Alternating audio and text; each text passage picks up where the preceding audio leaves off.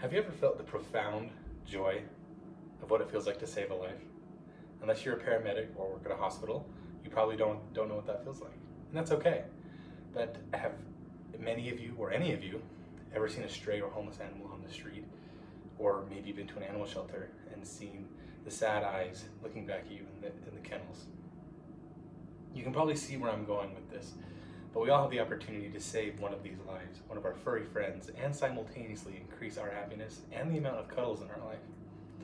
Today, I will speak on the present issue of the overflowing animal shelters in our country, need for good homes for those animals to go to, and why you should consider making your home a sanctuary for one of these animals. On my mission, I spent countless hours working at animal shelters and seeing the need for good homes for these sweet souls. I'm also studying to be a mental health counselor and know the impact animal therapy can have on a person's mental health. So as we reveal the incredible impact adopting a pet can have on a person, we have to first address the reality that many of our furry friends face in these animal shelters.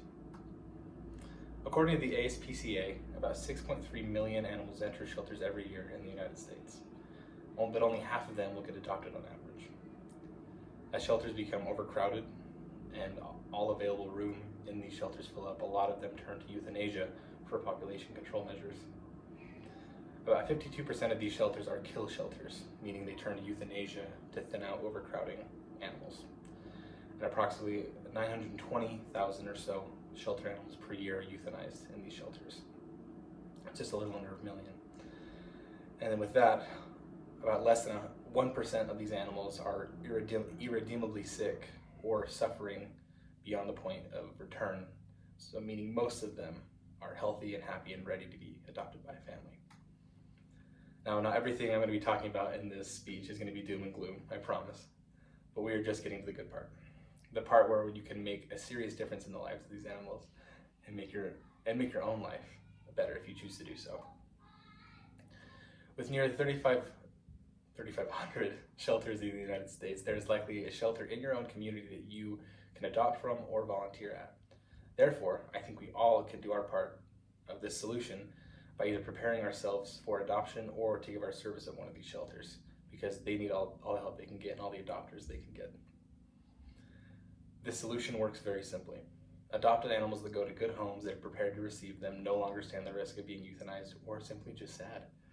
If you feel that you are not prepared, you can give your time at one of these shelters by simply volunteering your time and spending time with these animals who need the love and the affection that you can give them.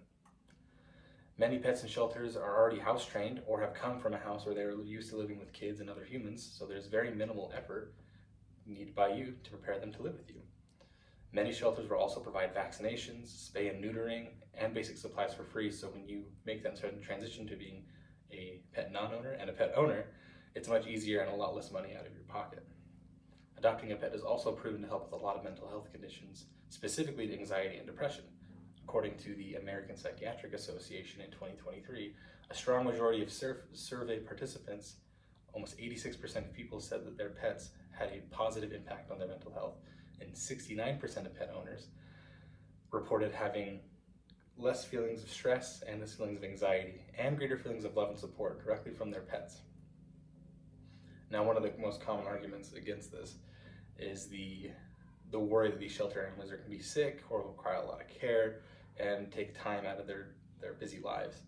But as we talked about earlier, less than 1% of shelter animals need this type of care that requires lots of extra time, hospital visits, nurse visits, and stuff like that. And almost 25% of dogs in shelters are purebred and already trained that come from a home that was trying to rehome them. Now, I know it can be hard to imagine yourself having a living organism dependent on you and your family, especially if you come from a family who doesn't have pets or isn't used to having dogs. Many of you don't know what it's like for your life to be that way. So maybe I can help with that. I want you to close your eyes and think for a second. I want you to think of the millions of innocent souls that are sitting in shelters, furry, cute little animals who need your help, waiting to go to a home that loves them. Think hard about how able and willing you are to take this responsibility on this time. And be honest, don't lie to yourself either way.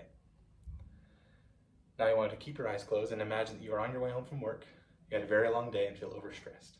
Now imagine you open the door and your furry companion meets you at the door and treats you like the best thing to ever happen.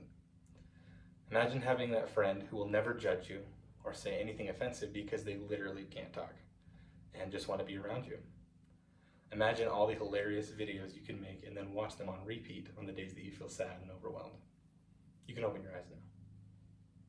Now I know enough about how the world works and know that not everyone here today will be able to adopt a pet. I do know, however, that there are a lot of you probably in this audience who have thought about this for a long time and maybe feel the call to adopt a pet at this time or give your service to one of these shelters.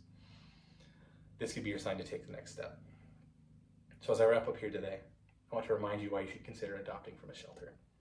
First of all, because it promotes compassion in your community and saves lives by addressing this massive homeless pet problem in the United States.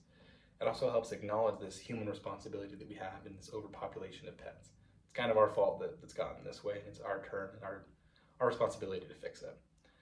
Supporting shelters also ensures proper care, rehabilitation, and love for animals that wouldn't get it anywhere else. Doing so highlights the significance of empathy and community involvement in these very special places. So I challenge you to all genuinely take time to consider the adoption of a pet. If you can't take on this responsibility or don't feel ready to do so, please don't. But please consider donating your time to a shelter if you can, because the more likely you are they are more likely to desperately need it than not. If you adopt or give your time and service to a shelter, you can know in your heart that you played a very important part of saving a very cute and very innocent life. Thank you for coming.